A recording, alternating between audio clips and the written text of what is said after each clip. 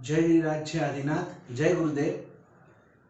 संस्कृत का एक श्लोक है, यद दया दृष्टि मात्रेण दोषायान्ति दिगंतराम गुणा सर्वे प्रकाश्यन्ते तस्मै श्री गुरुवे नमः, तस्मै श्री गुरुवे नमः। कि जिनकी दया दृष्टि मात्र से भी दोषायान्ति दिगंतराम, सब दोष चले जाते, भाग जाते हैं।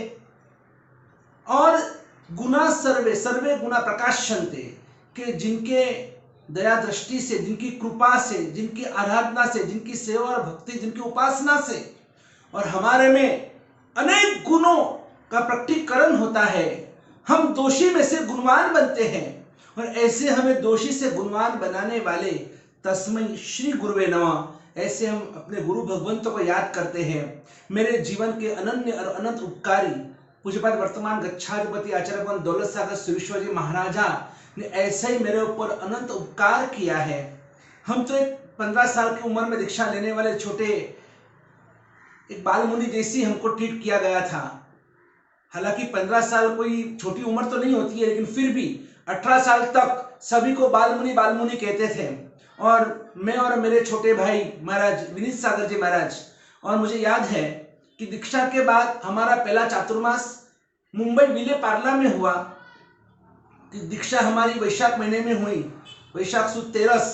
और जब पर्यूषण के पहले लोच करना आया तो लोच के वक्त बाल बहुत छोटे छोटे थे।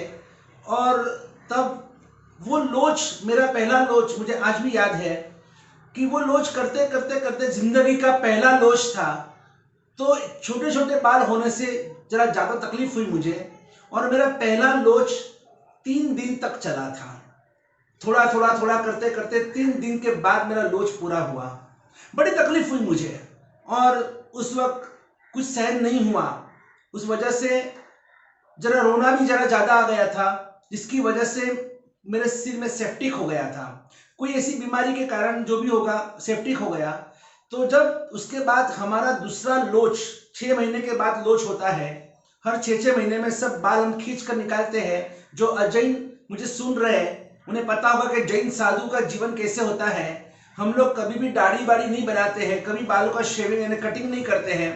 तो जैन साधु साध्वी जी भगवान जो होते हैं वो हर 6 महीने के बाद, 1 साल में एक बार तो कंपलसरी होता है पर्यूषण के पहले, कि आपको सब बाल जो होते हैं, सिर के बाल और दाढ़ी मूछ के बाल सब हाथ से खींच खींच कर निकालने होते हैं। और अपने काया को कष्ट देकर, और हमें अनंत कर्म की निर्जरा करनी होती है।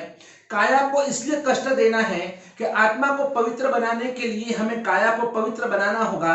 और जिस तरह से दूध को गर्म करना है तो सबसे पहले तपेले को, यानी कि जो वेसल होता है वो गर्म करना पड़ता है। जब तक कि बर्तन गर्म नहीं होता है तब तक अंदर में रहा हुआ दूध या पानी कभी गर्म नहीं हो सकता है।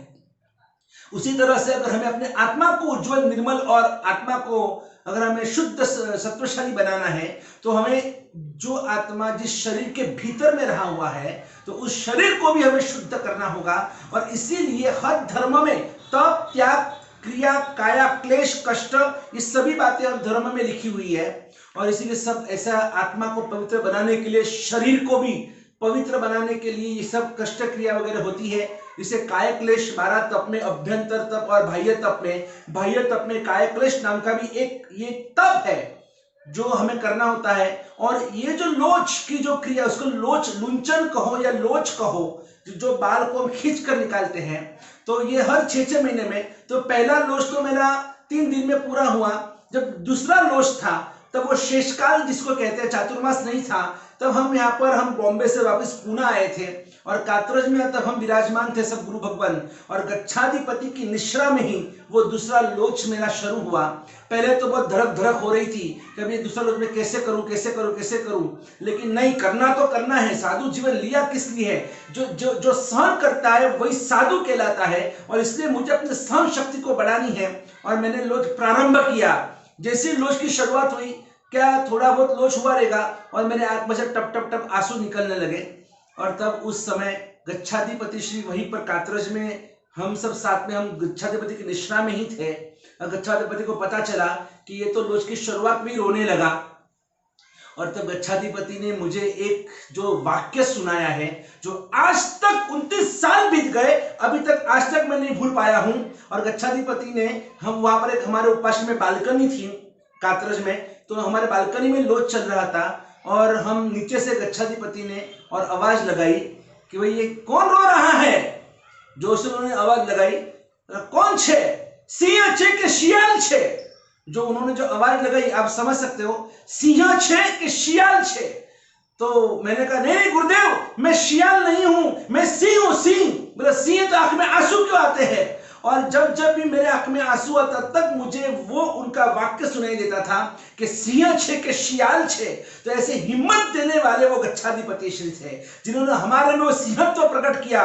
तो मेरा पहला लोच 3 दिन, फिर उसके बाद वो भी लोच मेरा जैसे जैसे मैंने पूरा किया, लेकिन उसके बाद मेरे में ऐसी हिम्मत आ गई कि जो इतना मेरा बहुत कड़क बाल थे, मेरे खींचने में बहुत खींचने वाले थक जाते थे और इतना कष्टदायी मेरा लोच था, लेकिन फिर भी बस गच्छाधिपति का वो जो ब्रह्म वाक्य मेरे लिए ऐसा ब्रह्म वाक्य बन गया कि नहीं, जिंदगी में कभी भी है ना, कैसे भी मुश्किल आ जाए, मुश्किल के दिनों में, मुश्किल के पलों में, संकट के घड़ी के अंदर कभी भी इंसान ने शियाल नहीं बनना चाहिए, कायर नहीं बनना चाहिए। उसने हमेशा अपना सिंहत्व प्रकट करना चाहिए और शेर की तरह दहाड़ना चाहिए। तभी तो किसी शायर ने लिखा है, चेहरो गुलाबनी छाप जोइए, चेहरो गुलाबनी छाप जोइए, अरे जीवन खुली किताब जोइए, अरे भले मळे खावा चना, અને તો પણ સિંહ જેવો રૂબાબ જોઈએ, સિંહ જેવો રૂબાબ જોઈએ।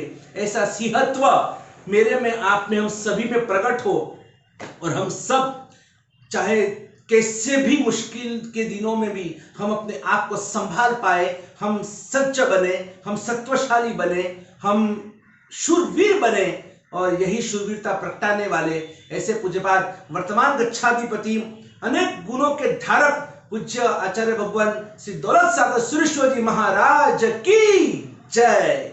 जय गिरिराज, जय आदिनाथ, जय गुरुदेव। जुड़िए परम भक्त परिवार से और सब्सक्राइब कीजिए, शेयर कीजिए और लाइक कीजिए विराग क्रांति वाणी और बेल आइकन को दबाइए।